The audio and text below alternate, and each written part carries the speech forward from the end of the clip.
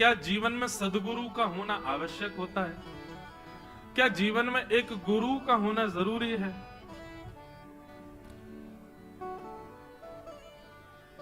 बहुत ध्यान से सुनना बंधु। जीवन में गुरु का होना जरूरी है, ये प्रश्न ठीक वैसे है कि क्या जीवन में कोई पथ होना जरूरी है? पथ मतलब रास्ता, निश्चित जरूरी है। पथ नहीं होगा, कोई डेस्टिनेशन नहीं होगी, तो फिर जीवन का क्या लक्ष्य रह गया?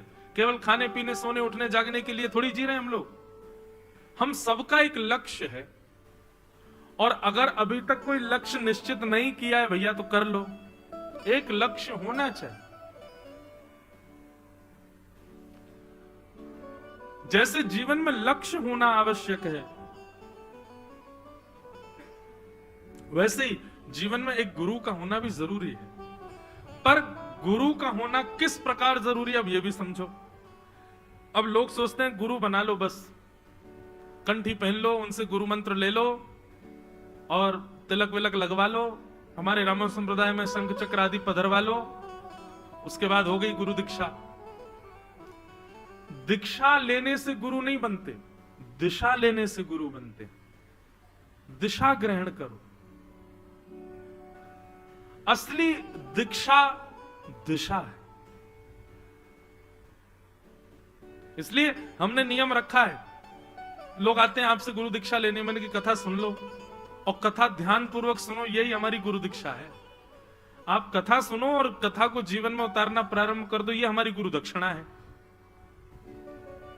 दिशा लो, क्योंकि कई बार क्या होता है, कई लोग दीक्षा ले लेते हैं लेकिन फिर गुरु के द्वारा बताए गए नियमों का, गुरु मंत्रों का, उनकी बातों का, कोई आज्ञा का पालन नहीं करते। इससे उस शिष्य का तो पद नष्ट होगा ही, गुरु को भी ऐसे शिष्य की वजह से अपने पद से च्युत होना पड़ेगा। इसलिए दिशा को गुरु मानो।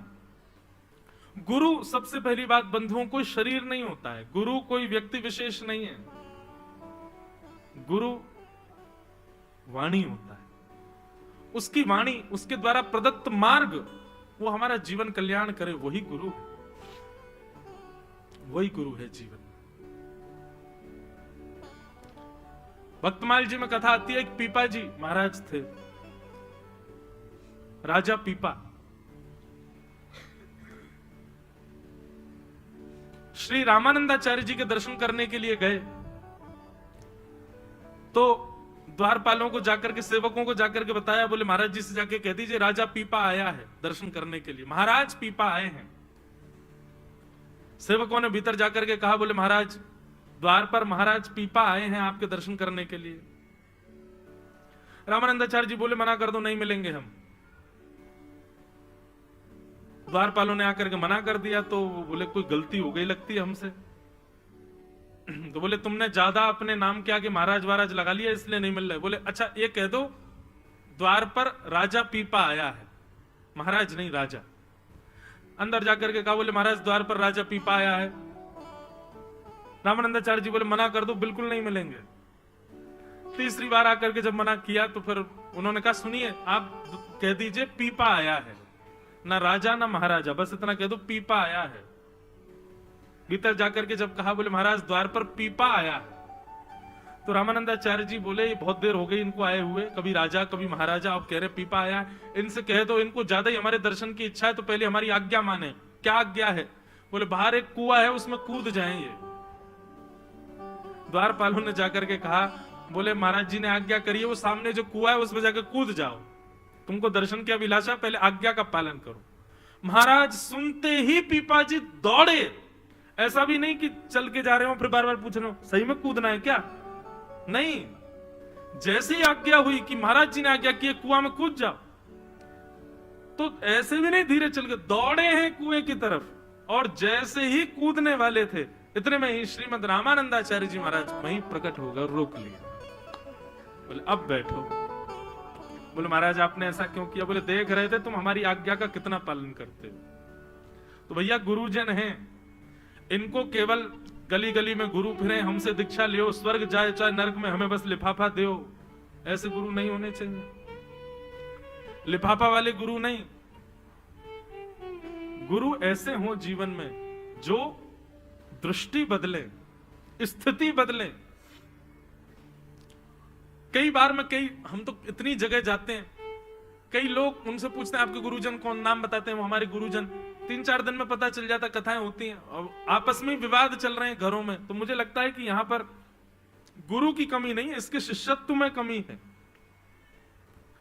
यदि वास्तव में शिष्यत्व अच्छे से निभाया होता तो इतना विवाद परिवार में नहीं होता।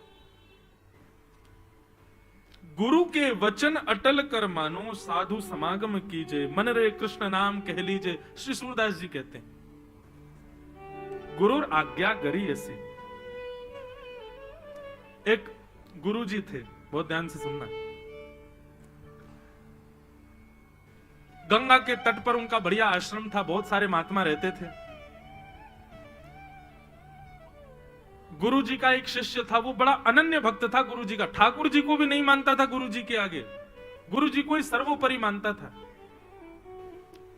एक बार क्या हुआ, गुरु जी बेचारे अपने स्थिति से थोड़े फिसल गए और उन्होंने एक कन्या को अपने साथ रख लिया आश्रम में। अब महाराज सन्यासी महात्मा, कन्या रहने लगी तो धीरे धीरे जितने भी वहां पे महात्मा थे सब जाने लगे, बोले ओहो अब तो बिगड़ गया, आश्रम बेकार हो गया। बताओ, हम सन्यासियों का आश्रम है, महाराज जी किसको लिया है यहां पर?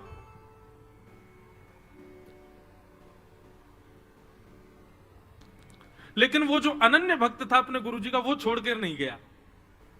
यहां पर हम इस कथा के माध्यम से गुरु का गुरुत्व नहीं, शिष्य का शिष्यत्व बता रहे हैं। गुरु के गुरुत्व से भी श्रेष्ठ होता है शिष्य का शिष्यत्व। गुरु चाहे जैसा भी हो, आपके शिष्यत्व में यदि बल है तो आप गुरु का भी कल्याण कर दोगे। तो सारे महात्मा छोड़ छोड़ के चले गए, लेकिन वो एक उनका भक्त छोड़ करके नहीं गया। सबने उससे कहा रे भाई चल तू भी, अब तो ये आश्रम रहने लायक नहीं रह गया, हमारे गुरुजी का दिमाग खराब हो गया, देखो किसी कन्या को लिया, इससे ब्याह कर लेंगे। अब हम लोग सन्यासी लोग, हमने घर परिवार छोड़ दिया, आसक्ति के लिए छोड़ा था क्या? ये गुरुजी आसक्त हो गए इसमें। उसने कहा देखो भैया तुमको दोष दिख रहा होगा, लेकिन मेरे को मेरे गुरुजी में अभी भी कोई दोष नहीं दिख रहा है। मुझे तो बल्कि ऐसा लग रहा है मुझे मेरे गुरुजी प्रिय है, और गुरुजी को जो प्रिय है वो मुझको गुरुजी से भी ज्यादा प्रिय है। वो मेरे गुरुजी को प्रिय है तो मेरी गुरु मां है, मैं तो उनकी और सेवा करूंगा। संत बोले अरे भाई तू भी नरक में जाएगा, तेरा गुरु भी नरक में जाएगा। ऐसी निष्ठा किस काम की जहां पे तुम इतना विचार नहीं कर रहे हो कि गुरु कर क्या रहा है।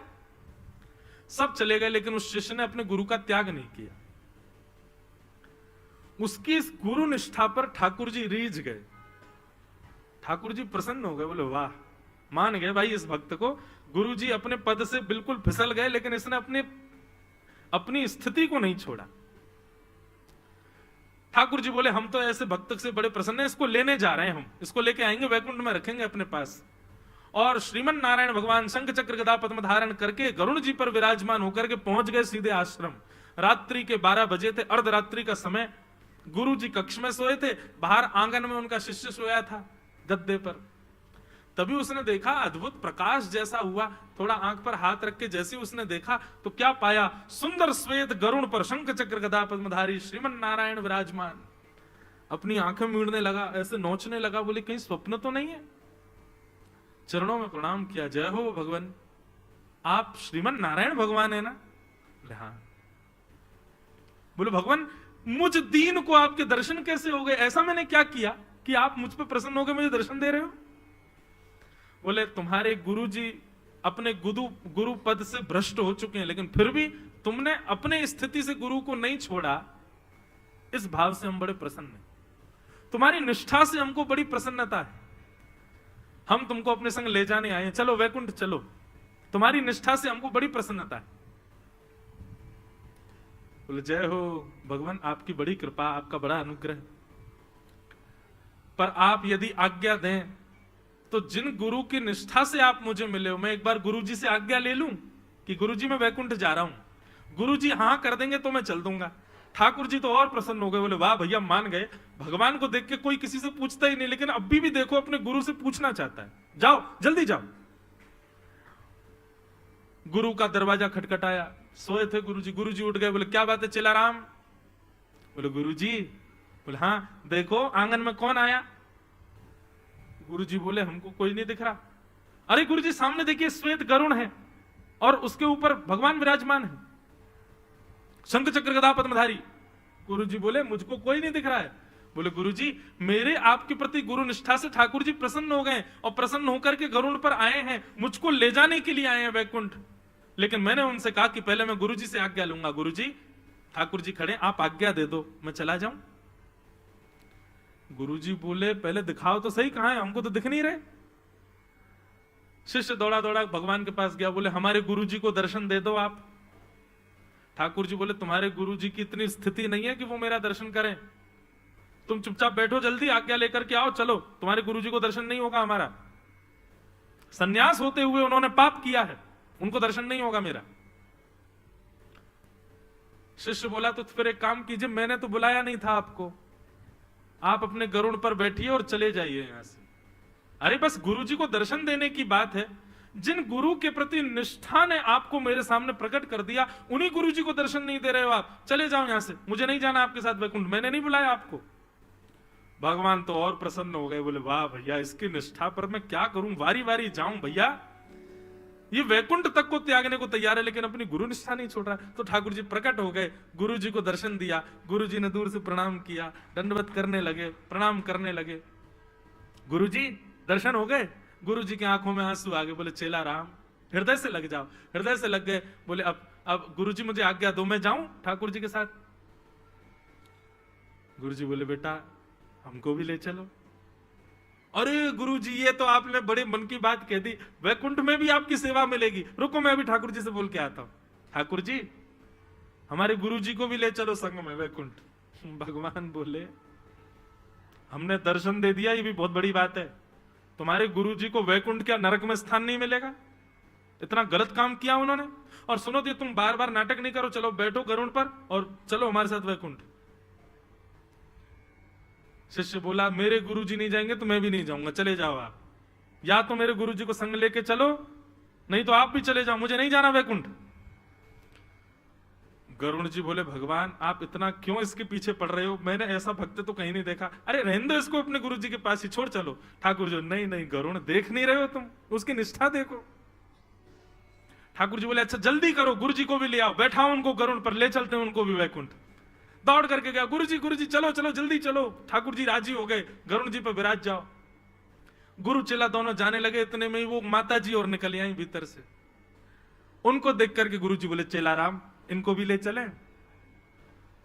ये बेचारी अकेली कहां रहेंगी।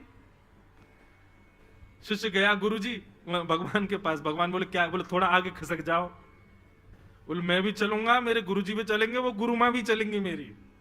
ठाकुर जी बोले उसको तो मैं बिल्कुल नहीं लेके जाऊंगा, उसकी वही जिद, तो फिर आप चले जाओ, क्योंकि वो नहीं जाएगी तो गुरुजी नहीं जाएंगे, गुरुजी नहीं जाएंगे तो मैं भी नहीं जाऊंगा।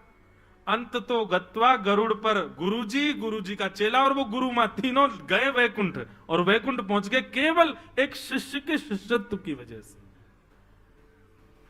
तो गुरु कितना श्रेष्ठ है ये आकलन मत कीजिए, आपका शिष्यत्व कैसा है, माता पिता कैसे हैं। माता पिता, हर माता पिता श्रेष्ठ होता है यदि बालक सेवक हो, बालक श्रेष्ठ हो। ठीक वैसे ही बंधुओं आजकल क्या हो गया, हम गुरुजनों को परखते हैं, इनमें कितना ज्ञान है, ये कितने योग्य हैं, ये कितने श्रेष्ठ हैं, इनका प्रभाव कैसा, इनकी योग्यताएं कैसी, धरे रह जाओगे यहीं पर ही। आप अपने शिष्यत्व को श्रेष्ठ बनाओ, गुरु का गुरुत्व अपने आप श्रेष्ठ हो जाएगा आपके शिष्यत्व से। इसलिए भैया जीवन में गुरु का होना बहुत जरूरी है, पर गुरु के आने के बाद आपकी शिष्यत्व में पुष्टता बहुत जरूरी है। आपकी निष्ठा, पति कैसा भी हो, पत्नी यदि पतिव्रता है ना, कैसा भी पति हो सुधार देगी उसको। ठीक वैसे ही भैया शिष्यत्व श्रेष्ठ होना चाहिए। तो गुरु को प्रणाम किया और अब यहां से सूत जी महाराज बोलना प्रारंभ कर रहे हैं कि मुनय साधु पृष्ठोयम भवद्भे लोकमंगलम यत्कृत कृष्ण संप्रश्नो येनात्मा संप्रसेदते कि स वै पुंसां परो धर्मो यतो भक्तिर्यदुक्षजे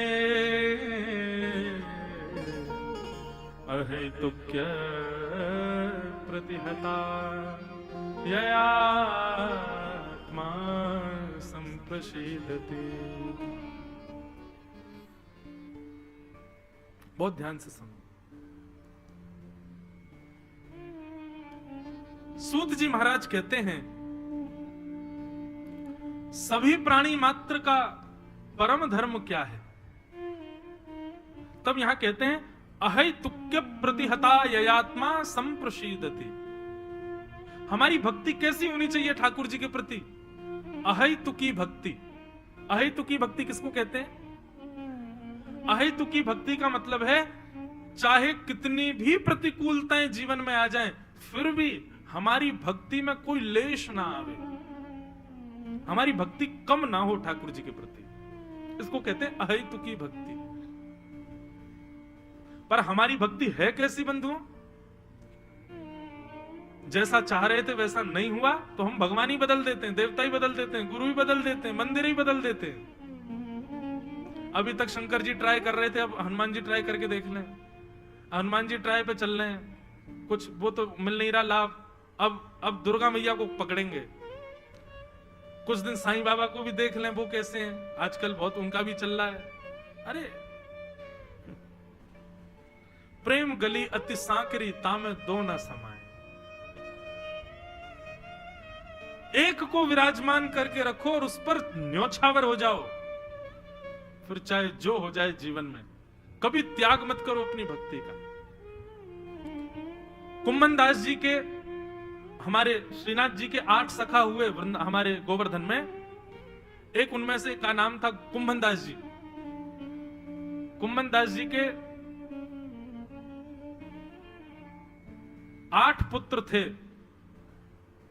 पर उनसे कोई पूछता कि कुम्भन दास जी तुम्हारे कितने बच्चे हैं, तो कहते 1.5 बच्चे हैं मेरे। कितने? 1.5। 7-8 बच्चे थे लेकिन बताते कहते 1.5 बच्चे हैं। क्यों? बोले एक बालक तो परिपूर्ण ठाकुर जी को समर्पित है इसलिए वो पूरा मेरा बेटा है, और एक बालक है वो भक्ति नहीं करता लेकिन गौ सेवा करता है इसलिए आधा मेरा बेटा है। बाकी भक्त नहीं है इसलिए मैं उनको बेटा ही नहीं मानता। इसे कहते हैं अहितुकी भक्ति। महाराज बहुत बड़ी बात है, सुनने में आसान लग रहा होगा, लेकिन पुत्र को पुत्र के रूप में ना स्वीकार करना ये कोई नहीं कर सकता, लेकिन पुत्र जब भक्त हो तभी उसको स्वीकार करना, ये कहते हैं अहेतुकी भक्ति। और अहेतुकी भक्ति का दूसरा अर्थ है कितनी भी तूफान आ जाए, कितनी भी जीवन में विपत्ति आ जाए, तब भी आपका विश्वास ठाकुर जी के प्रति डगमगाए ना। कुम्भन दास जी के चरित्र में आता है कि एक बार उनका जो आधा बेटा था, जिसको वो अपना आधा बेटा मानते थे, वो मर गया, उसकी मृत्यु हो गई। किसी ने जाके कुम्भन दास जी को बताया, बोले महाराज आपका गौशाला में गौ सेवा करने वाला पुत्र पधार गया। ये बात सुनते ही कुम्भन दास जी मूर्छित हो गए, गिर पड़े जमीन में। लोगों ने उठाया तो गली मोहल्ले में चर्चा होने लगी, बताओ अपने आप को भक्त कहते हैं। अरे इतनी पीड़ा, इतनी व्याकुलता तो सांसारिक व्यक्ति को नहीं होती कि पुत्र मरने की बात सुन के बेहोश हो जाए, और ये अपने आप को भक्त कहते हैं। पुत्र की वेदना इतनी भी सहन नहीं हो कि मूर्छित ही हो गए। किसी ने जाके गोसाई विठलनाथ जी से कहा कुम्भन दास जी के पुत्र पधार गए, लेकिन भगवान कुम्भन दास जी को जैसे ही खबर पता चली वो मूर्छित हो गए। गोसाई विठलनाथ जी बोले कुम्भन दास पुत्र की मरने की बात सुन के मूर्छित नहीं हो सकता, कारण कोई और है। और गोसाई विठलनाथ जी आए, मूर्छित पड़े थे कुम्भन दास जी, सोई उनके कान के पास जाकर के बोले हमको पता है तुम इसलिए मूर्छित हुए हो कि पुत्र मरने पर अब सूतक लग गए, 13 दिन तक भगवान का दर्शन नहीं कर पाओगे मंदिर में, लेकिन चिंता नहीं करो, हमें खिड़की से तुमको दिखा दिया करेंगे ठाकुर जी। सुनते ही कुम्भन दास जी ठीक हो गए, उठ के खड़े हो गए, प्रणाम करने लगे, जय हो भगवान। इसे कहते हैं अहेतुकी भक्ति। कितनी भी आपत्ति आ जाए, कितनी भी विपत्ति आ जाए, कितनी भी विडंबनाएं जीवन में क्यों ना आ जाए, लेकिन आपकी भक्ति डगमगाए ना, ठाकुर जी के प्रति। एक प्रकार से मुझे ऐसा लगता है कि जीवन में प्रतिकूलताएं जब आती है ना, तब ठाकुर जी दोनों आंख खोल के आपको ही देखते हैं कि अब देखता हूं ये क्या करेगा।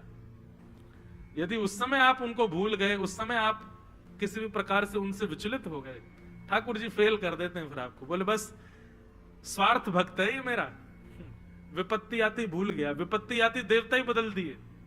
नहीं, चाहे जीवन में जो हो जाए बंधुओं, आपकी स्थिति कभी डगमगाए ना। उसको कहते हैं अहेतुकी भक्ति, और यही हमारा परम धर्म है, और यही परम धर्म भागवत से प्राप्त होता है।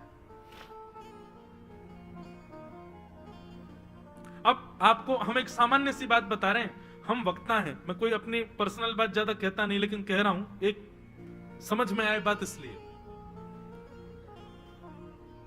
हमारे घर में जैसे संसार के लोग प्रायोरिटी देते हैं ना अपने परिवार के लोगों को, अपने ही जनों को, हम कथा में होने की वजह से व्यस्त हैं इसलिए नहीं, क्योंकि कथा कहते कहते जीवन ऐसा हो गया अब प्रायोरिटी किसी को नहीं देते।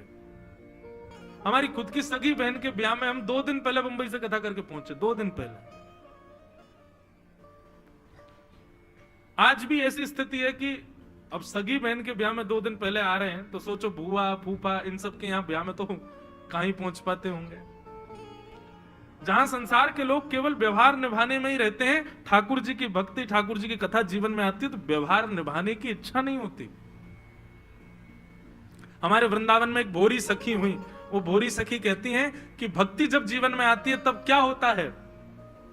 बोले काहू सो मिलवो ना सुहावे, किसी से मिलना अच्छा नहीं लगता फिर, और बातन सो घबराही, ऐसो दुख दी जो ही माही। किसी से मिलना अच्छा नहीं लगता फिर। बातन सो घबराए, अलग अलग जीवन हो जाता है। एक वैष्णव जीवन प्रारंभ होने के बाद आप थोड़े अलग हो जाओगे संसार से। सीमित रहना, सिमट करके रहने की स्थिति हो जाएगी। इसे कहते हैं परम धर्म, और ये भागवत सिखाती है।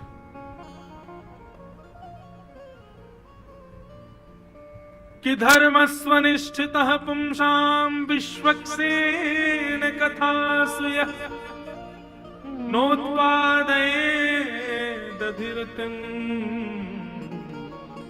श्रम एव हि केवलम्। बहुत अच्छी बात। सूत जी महाराज कहते हैं, बोले आप कितना भी नाम जप करो, कितना भी तीर्थ यात्राएं करो, कितना भी नदियों में स्नान करो, कितने भी यज्ञ अनुष्ठान कर लो, कितने भी व्रत कर लो, पर आपके द्वारा किए गई सारी क्रियाएं ठाकुर जी स्वीकार करते हैं। इसका प्रमाण क्या है? बोले इसका केवल एक प्रमाण है, क्या? कथा में रुचि होना। अगर आपकी कथा में रुचि नहीं है और आप दुनिया भर के यत्न करते हो, तो कहते हैं, स्पष्ट लिखा है, श्रम एव ही केवलम। आप केवल मेहनत कर रहे हो, ठाकुर जी उसको स्वीकार नहीं कर रहे। हनुमान जी महाराज हनुमान चालीसा में क्या कहते हैं गोस्वामी तुलसीदास जी? कि प्रभु चरित्र सुनवे को रसिया, राम लखन सीता मन बसिया। हनुमान जी को भले ही लोग लड्डू का भोग लगाते हैं, हनुमान जी को लोग चोला चढ़ाते हैं, लेकिन गोस्वामी जी ने यह वर्णन कहीं नहीं किया कि उनको चोला बहुत प्रिय है, यह वर्णन नहीं किया कि उनको लड्डू बहुत प्रिय है, यह वर्णन कहीं नहीं किया ऐसी माला उनको प्रिय है, यह वर्णन नहीं किया कि उनको गदा प्रिय है। क्या वर्णन करते हैं? बोले प्रभु चरित्र सुनवे को रसिया। वर्णन में हनुमान चालीसा में यही कहा कि उनको प्रभु चरित्र बहुत प्रिय है। और कितना प्रिय है तो श्री हनुमान जी के विषय में कहते हैं, यत्र यत्र रघुनाथ कीर्तनम तत्र तत्र कृतमस्तकांजलिम वाष्पवारी परिपूर्ण लोचनम मारुतिम नमत राक्षसांतकम। हनुमान जी, राम जी जब अपनी लीला पूरी करके जाने लगे गोलोक धाम, तो अयोध्या में असंख्य विमान आए सबको ले जाने के लिए। सब लोग विमान में बैठ गए, लेकिन हनुमान जी नहीं बैठे। राम जी बोले, हनुमान जी बैठो जल्दी, चलें गोलोक धाम, लीला पूरी हो गई हमारी। हनुमान जी आए, बोले भगवान बस एक चीज पूछनी थी। क्या?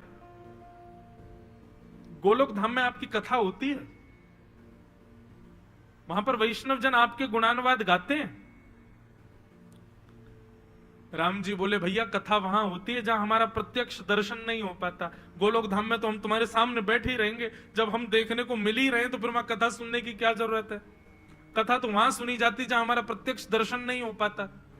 हम पृथ्वी पर रहते नहीं है, इसलिए कथा के माध्यम से हमारा स्मरण किया जाता है। अब गोलोक धाम में तो हम तुम्हारे संग ही रहेंगे, तो फिर वहां कथा की क्या आवश्यकता? हनुमान जी बोले आपका गोलोक धाम आपको मुबारक हो भगवान, आप जाओ, आप प्रस्थान करो, मैं पृथ्वी पर ही रहूंगा। इसीलिए चारों युग पर ताप तुम्हारा। त्रेता में राम जी लीला पूरी करके चले गए, हनुमान जी नहीं गए। चारों युगों में है, सतयुग में भी है, त्रेता में भी, द्वापर में और कलयुग में भी है। क्यों नहीं जाते पृथ्वी छोड़ करके?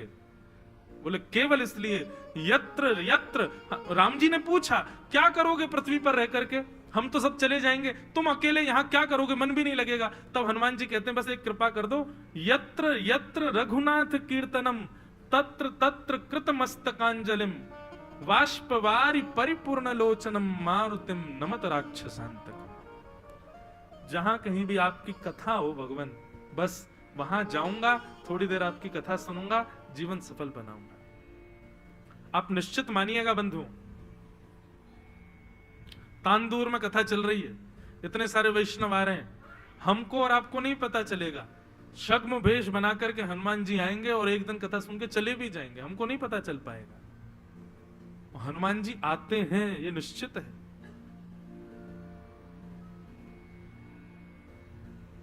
पूर्व वर्ष की कथा 2023 की पहली कथा हमारी हुई थी मिदनापुर बंगाल में, 1 से 7 जनवरी यही डेट थी। बहुत विशाल पंडाल था, बहुत भीड़ आती थी वहां कथा सुनने। तो एक राइस मिल थी, उसमें कथा हो रही थी। तो वहां यही प्रसंग मैं कह रहा था कि हनुमान जी महाराज कथा सुनने आते हैं। तो जो कथा के आयोजक परिवार के बच्चे थे वो सुन रहे थे। तो एक दिन एक बालक उठ करके जल पीने के लिए, पीछे ही घर था तो वहां गया, तो निकल करके गया तो उसने क्या देखा, पंडाल के ठीक बाहर एक बाबा जी, उनकी कमर ऐसे झुकी हुई है और वो नीचे बैठे हैं और पीली शॉल उन्होंने ओढ़ रखी है और व्यासपीठ की तरफ कमर करके बैठे हैं, पल्लंग की तरफ मुख है और नीचे झुका करके और बैठ के कथा सुन रहे हैं। और वो अभी अभी ये प्रसंग सुन के गया था कि हनुमान जी रूप बदल करके आते हैं, तो उसके मन में यही भाव आया कि कहीं हनुमान जी तो नहीं है। और वो ये सोच करके कि मैं महाराज जी को संकेत कर दूं मंच पे, तो पहले वो घर गया और घर जाकर के जल्दी जल आदि पी करके वो उसने एक पर्ची पर लिखा कि महाराज जी हनुमान जी बैठे हैं। और वो जैसे ही लौट करके आया तो बाबा जी वहां से अंतर ध्यान हो गए, थे ही नहीं।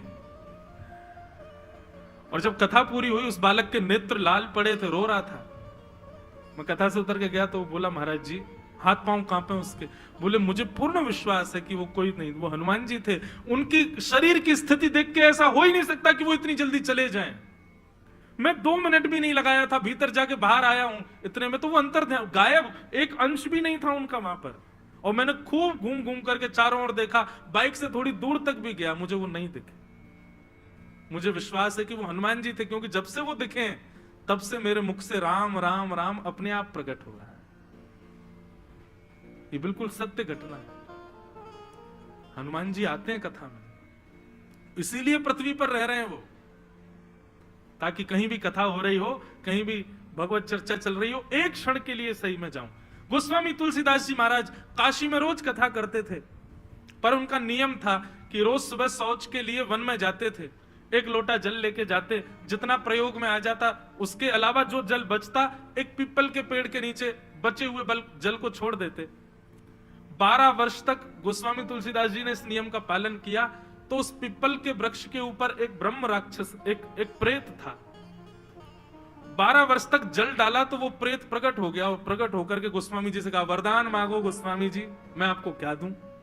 गोस्वामी जी बोले, तुम कौन हो भैया? बोले, मैं प्रेत हूं, भूत हूं। वाह भैया, बड़े बढ़िया प्रेत के दर्शन हुए। बोले मागी आपको क्या चाहिए, आप जो कहेंगे, आपने मेरी प्यास बुझाई है, 12 वर्ष तक मुझे पानी पिलाया है। गोस्वामी जी बोले हमारी तो केवल एक ही अभिलाषा है कि श्री राघव के दर्शन हमको करा दो। हमको राम जी कैसे मिलेंगे, राम जी का दर्शन कैसे होगा, केवल ये युक्ति बता दो। प्रेत बोले राम जी के दर्शन की पता हमको होती तो हम प्रेत थोड़े ही होते, आपको कैसे बताएं, लेकिन हम एक उपाय बता सकते हैं। बोले क्या?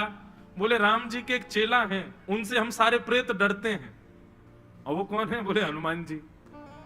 बोले उनसे भय के कारण हम प्रेतों को पता करके रखना पड़ता है कि हनुमान जी इस वक्त कहां हैं, ताकि वहां से हम लोग योजनों दूर रहें। गोस्वामी जी बोले तुमको पता है हनुमान जी कहां? बोले हाँ पता रखना पड़ता है महाराज, क्योंकि उनके आसपास हम भटक नहीं सकते, तो हम लोगों को गुप्तचर लगाने पड़ते हैं, भाई देखते रहो हनुमान जी इस वक्त कहां चल रहे हैं। गोस्वामी जी बोले आजकल हनुमान जी कहां है बताइए ना। प्रेत बोला, बोले नित्य आप गंगा जी के तट पर 80 घाट पर कथा करते हैं। बोले हाँ। बोले वहां बहुत सारे श्रोता आते हैं। बोले जी। आपने एक रुग्ण श्रोता को देखा? वो बड़ा, उसके हाथ पांव अजीब से हैं, कंबल लपेट करके आता है, कभी कभी मक्खियां भी भिनभिनाती रहती हैं, और वो श्रोताओं से अलग हट करके बैठता है, कोई उसके पास नहीं जाता, उसमें से थोड़ी दुर्गंध सी आती रहती है, लोग बाग उससे छुपते भी नहीं है। बोले हाँ हाँ हाँ एक आता तो है, मैंने देखा। बोले वो हनुमान जी ही हैं, आपकी कथा में रोज आते। प्रेत ने बता दिया। गोस्वामी जी आज कथा करने के लिए जैसे ही बैठे, इतने में ही आगमन हुआ। गोस्वामी जी की नजर उसी पे ही थी। बोले जय हनुमान जी हैं। कथा पूरी करने के बाद सब श्रोता जैसे जाने लगे, वो भी अपनी लठिया उठा करके धीरे धीरे जाने लगे। गोस्वामी जी पीछे से गए और जाकर के दोनों चरण ऐसे पकड़ लिए। अब वो कहे अरे बाबा, अरे व्यास जी आप क्या कर रहे हो, मैं तो आपकी कथा सुनता हूं, आप मुझे छूइए मत, मैं आपके छूने के योग्य नहीं, कितने दिनों से नहाया नहीं हूं, मुझ में से दुर्गंध आ रही है, अरे व्यास जी आप ऐसा पाप मत चढ़ाइए। गोस्वामी जी के नेत्रों में आंसू आ गए, लाल पड़ गए। बोले महावीर हनुमान अब कब तक हमको परेशान करेंगे, आपने हमारी कथा सुनी है ना, लाओ दक्षिणा दो, हमको राम जी का दर्शन करा। ऐसा कहते ही उस रुग्ण व्यक्ति में से अनंत बलवंत श्री हनुमान जी महाराज प्रकट हो गए। गोस्वामी जी को हृदय से लगा लिया, और गोस्वामी जी को हृदय से लगा के नेत्र सजल हो गए हनुमान जी के। हनुमान जी बोले हे गोस्वामी जी, आपने दक्षिणा मांगी है ना, देते हम दक्षिणा। चित्रकूट चले जाइए, वहां गंगा तट पर बैठ करके प्रतीक्षा कीजिएगा, राम जी आपसे मिलने आएंगे। चित्रकूट के घाट पे भई संतन की भी, तुलसीदास चंदन घिसे तिलक करे रघुवीर। राम जी आए और अपने हाथों से तिलक करके गए श्री गोस्वामी जी का। तो हनुमान जी नित्य आते कथा में, निश्चित है एक क्षण के लिए ही सही यहां भी आएंगे, हमें तो पूर्ण विश्वास है आते हैं। ये बात मैं क्यों कह रहा हूं भाई, कथा से प्रेम होना ये साधारण बात नहीं है। ये ठाकुर जी ने आपको स्वीकार किया है, इसका प्रमाण है कि आपको कथा से प्रेम हो रहा है, कथा में रुचि हो रही है, कथा सुनने में मन लग रहा है। ये ठाकुर जी के स्वीकार्यकरण का प्रमाण है। इसीलिए श्रीमद् भागवत में कहते हैं धर्मस्वनिष्ठितः पुंसाम विश्वक्सेन कथास्यः नोत्पादये दधिरतिम श्रम एव हि केवलम। आप कथा में जाकर के देखिए, यदि आपका मन कथा में लग रहा है तो आपका नित्य तिरुपति जाना, नित्य नाम जप करना, गोवर्धन पूजा करना, अपने अपने गुरु मंत्रों का स्मरण करना, ये सब ठाकुर जी स्वीकार कर रहे हैं, इसीलिए कथा में मन लग रहा है। नहीं तो कथा में आकर के भी अन्य किसी भाव की इच्छा हो रही है, अन्य किसी का स्मरण हो रहा है, तो आपके द्वारा किए गए सारे साधनों को ठाकुर जी स्वीकार नहीं कर। इस प्रकार सूत जी महाराज वर्णन कर रहे थे, भगवान के 24 अवतारों का वर्णन किया, श्रीमद् भागवत की रचना कैसे हुई इसका वर्णन किया। वेद व्यास जी महाराज ने पहले बंधुओं 4 वेद लिखे। वेद लिखने के बाद उन्होंने महाभारत लिखी, महाभारत के बाद उपनिषद लिखे, 18 उप पुराण लिखे, 17 महापुराण लिखे, इतना सब कुछ लिखते चले गए वेद व्यास जी। क्यों लिख रहे थे? ताकि मानव पढ़ेंगे सुनेंगे तो उनका कल्याण होगा। लेकिन वेद व्यास जी को अपनी रचना से संतुष्टि नहीं थी। वेद व्यास जी को लग रहा था शायद अभी मैंने वैसा लिखा नहीं है जिससे मानव का कल्याण हो सके। तब वहां पर नारद जी आए और नारद जी ने आकर के कहा, हे वेद व्यास जी, मैं बताऊं आपको संतुष्टि क्यों नहीं है? वेद व्यास जी बोले, बताओ ना भगवान, क्या कारण है? मैंने इतनी रचनाएं की फिर भी मुझको संतोष क्यों नहीं होता? तब नारद जी कहते हैं कि भवतानुदित प्रायम यशो भगवतो मलम ये नैवासौ न तुष्येत मन्ये तद्दर्शनम खिलम। व्यास जी, आपने जितने भी ग्रंथ लिखे, जितने भी पुराण लिखे, जितने भी आपने वेद लिखे हैं, आपने सब जगह 4 बातों को प्रधान लिखा है, धर्म, अर्थ, काम और मोक्ष। धर्म की प्रधानता, अर्थ कैसे कमाया जाए, कामनाओं की पूर्ति कैसे हो और मोक्ष कैसे मिले, ये 4 बातें आपने सब जगह लिखी हैं। वेद व्यास जी बोले, तो इन 4 के अलावा है भी क्या? ये 4 ही तो हैं। नारद जी बोले, नहीं, पंचम पुरुषार्थ एक और है। बोले, क्या? प्रेम। आपने उसके लिए कुछ भी नहीं लिखा। आपने केवल समाज को यह सिखा दिया धर्म कैसे किया जाए, यह सिखा दिया अर्थ कैसे कमाया जाए, यह सिखा दिया कामनाओं की पूर्ति कैसे हो, और यह भी सिखा दिया कि मृत्यु के बाद मुक्ति कैसे मिले। लेकिन इस संसार में रहते हुए प्रेम कैसे किया जाए, यह आपने किसी को नहीं सिखाया। आपने किसी भी वेद पुराण उपनिषद में इसका वर्णन नहीं किया, इसीलिए आपका मन अशांत है। हे व्यास जी, यदि आप चाहते हो कि आपका मन शांत हो तो पंचम पुरुषार्थ प्रेम को प्रकट कीजिए। व्यास जी बोले, मतलब उद्देश्य क्या होना चाहिए? बोले, अभी आपने जो कुछ भी लिखा उसको पढ़ करके भगवान के प्रति श्रद्धा हो सकती है, भगवान के प्रति विश्वास हो सकता है, भगवान के प्रति समर्पण हो सकता है, पर अब ऐसा कुछ लिखो जिसको पढ़ के सुन करके व्यक्ति को भगवान से प्रेम हो जाए, उसको ठाकुर जी प्रिय लगने लगे।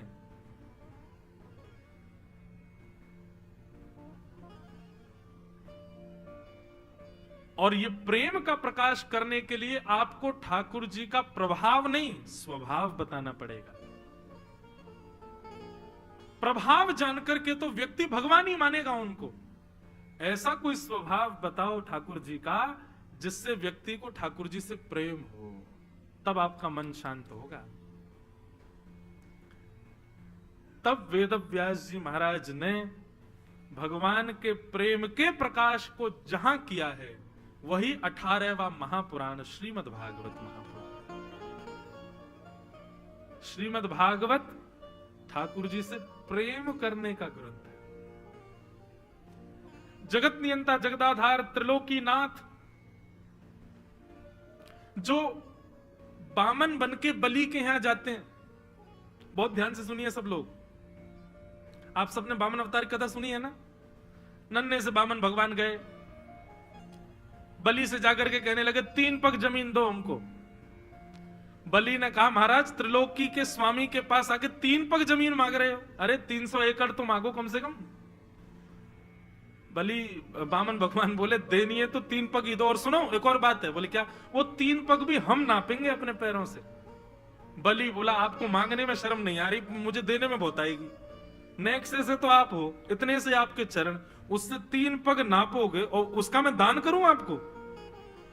ठाकुर जी बोले, देना है तो दो, नहीं तो हम जा रहे हैं यहां से। बोले, नहीं नहीं खाली हाथ मत जाओ। लो महाराज, जैसे संकल्प किया भगवान विराट हो गए, और विराट महाराज 2 पग से 3 लोक नाप लिए ठाकुर जी ने। भगवान बोले, बहुत कह रहा था ना 3 लोगों का नाथ है तू, मैंने 2 पग से 3 लोक नाप लिए, तीसरा पग रखने के लिए जगह ही नहीं बची, बता तीसरा पग कहां रखूं?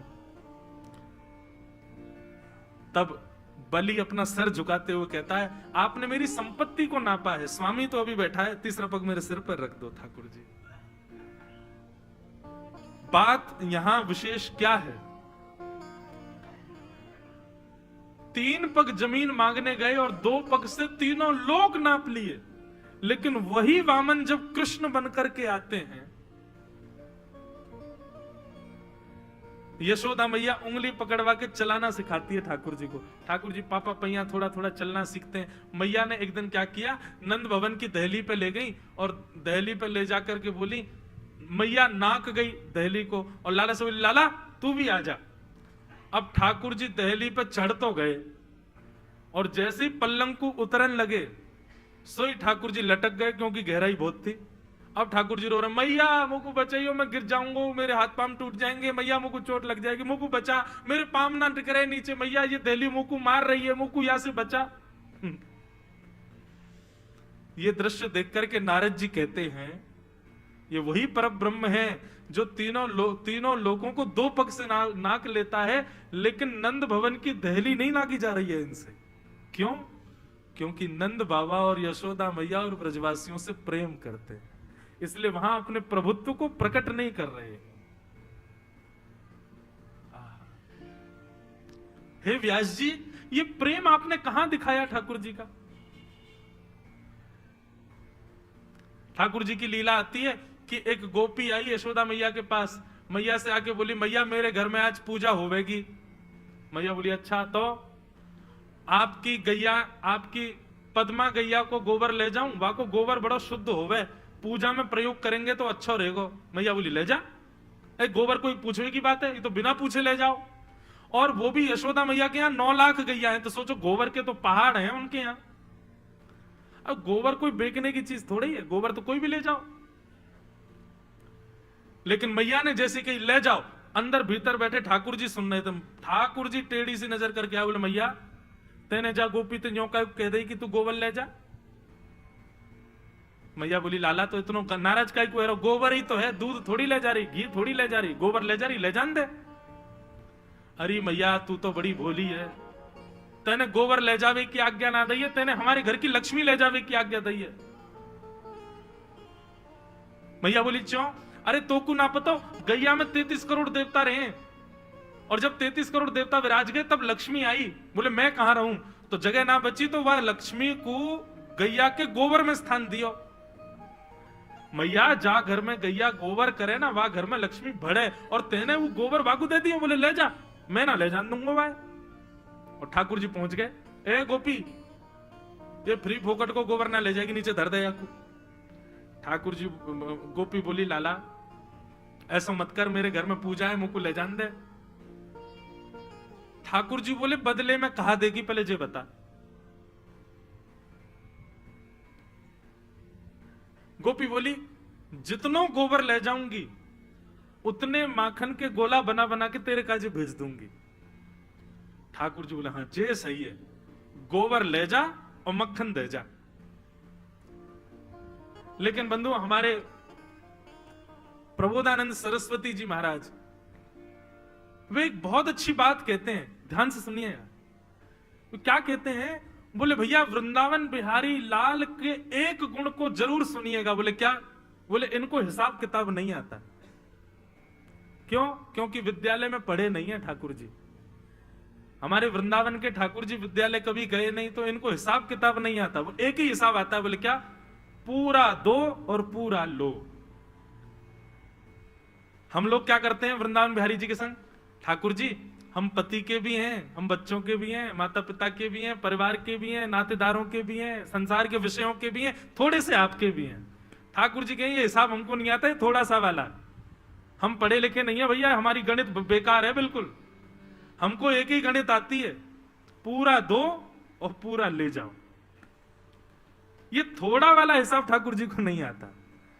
ये जो लोग थोड़ा थोड़ा करके ठाकुर जी को देते हैं ना, हाँ ठीक है अभी कथा चल रही तो अभी याद कर लो ठाकुर जी को, अभी कथा चली अभी चंदन लगा लो।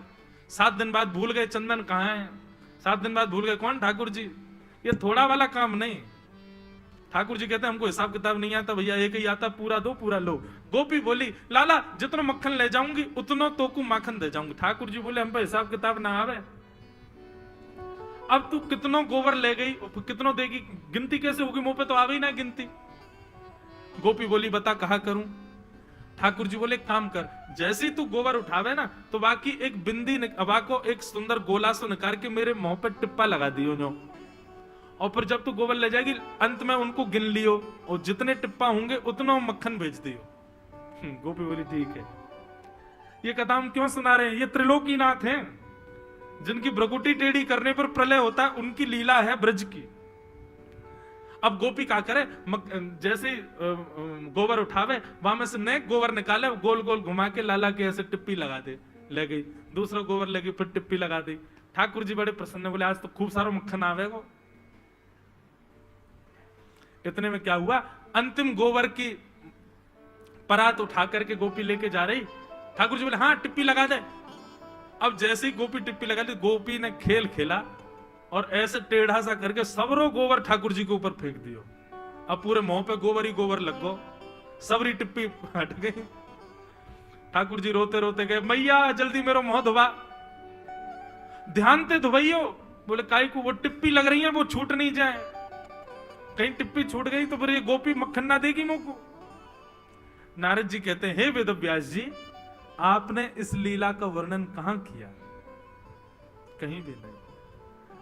आपने सब जगह कृष्ण का ऐश्वर्य दिखाया, कृष्ण का बल दिखाया, कृष्ण का ज्ञान दिखाया, कृष्ण की तेजस्विता दिखाई, कृष्ण की भक्तवत्सलता दिखाई, पर श्री कृष्ण प्रेमी कितने आपने कहीं नहीं दिखाया। इसीलिए आपका मन अशांत है। उठाइए कलम और ठाकुर जी के स्वभाव को लिखना शुरू कीजिए, तब आपका मन शांत होगा। तब वेद व्यास जी ने नारद जी की आज्ञा मान करके और 18वें पुराण के रूप में श्रीमद् भागवत का निर्माण किया। बोलो भागवत महापुराण की।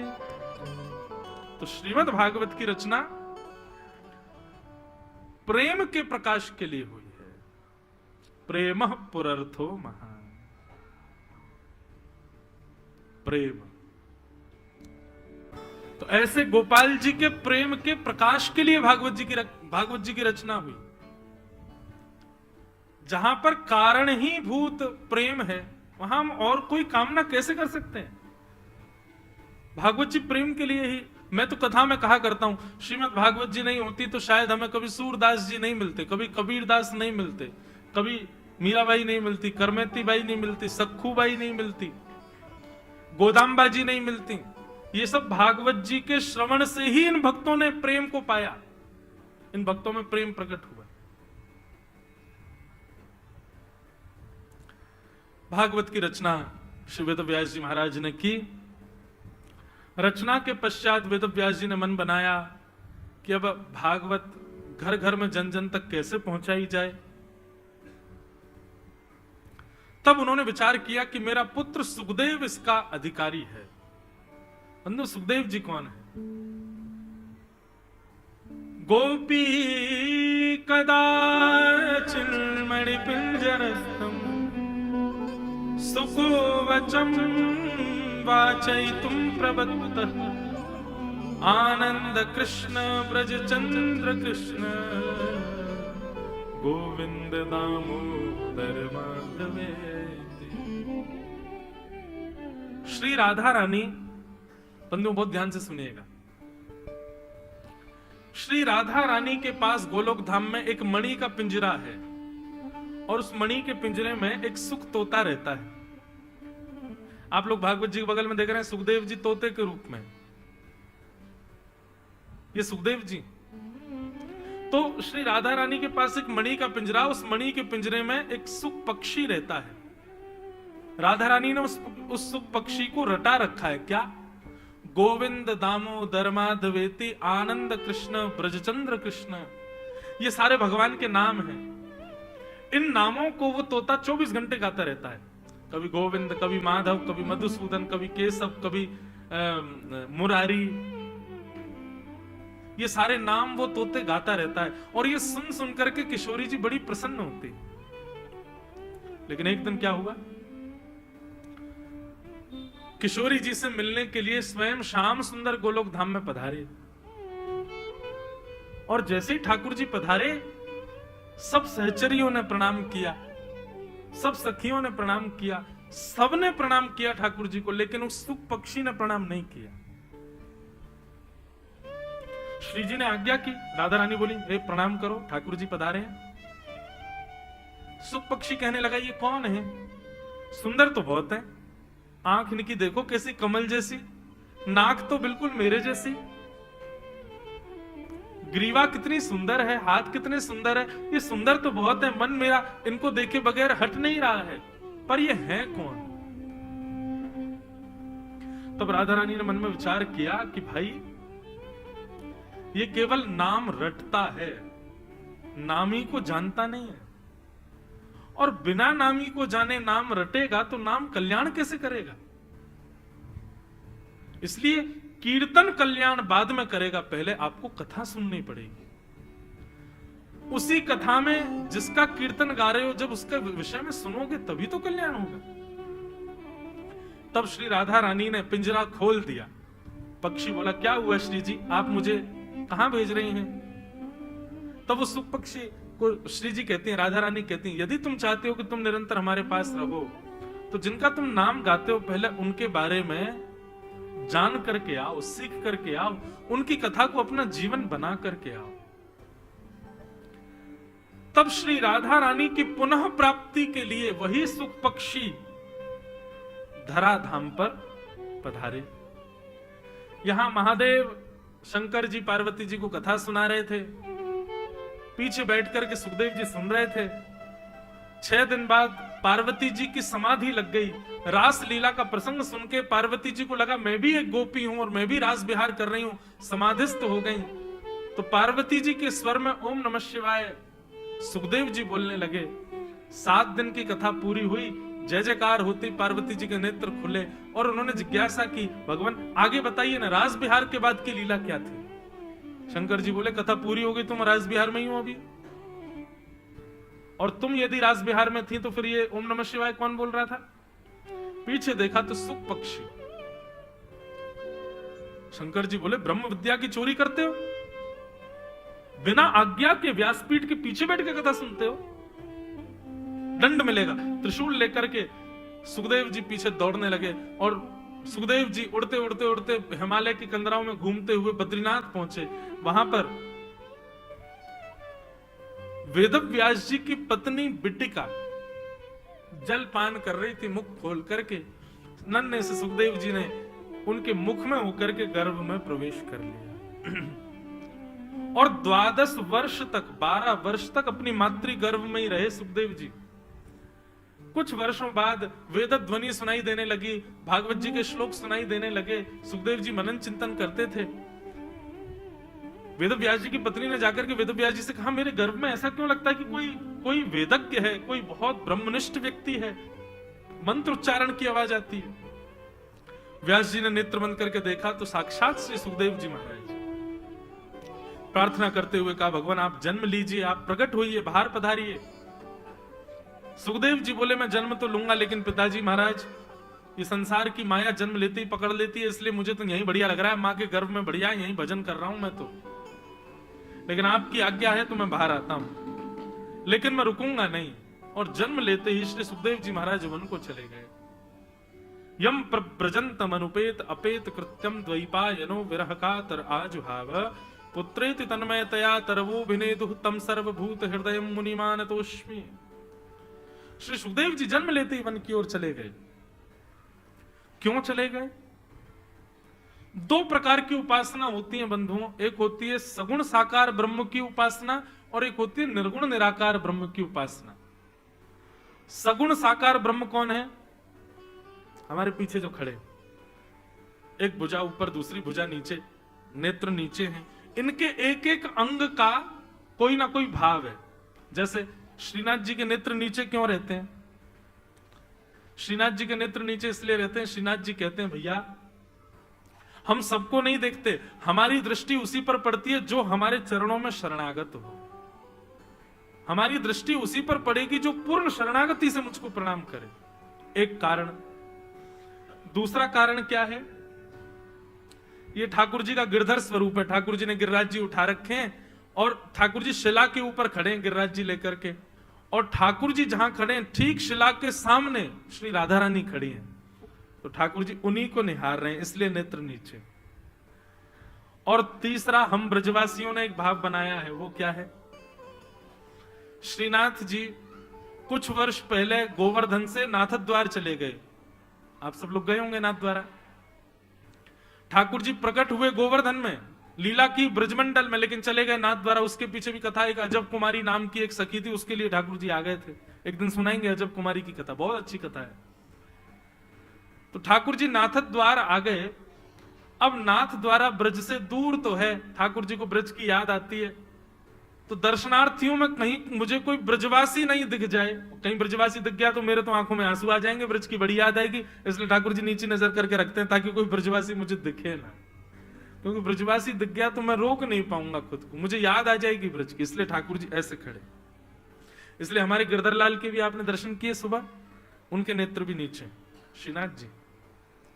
तो ऐसा स्वरूप है, इसका मतलब ये सगुण साकार, इनमें गुण भी हैं और इनके आकार का भाव भी है। मेरा गोपाल गिरधारी जमाने से निराला है, मेरा गोपाल गिरधारी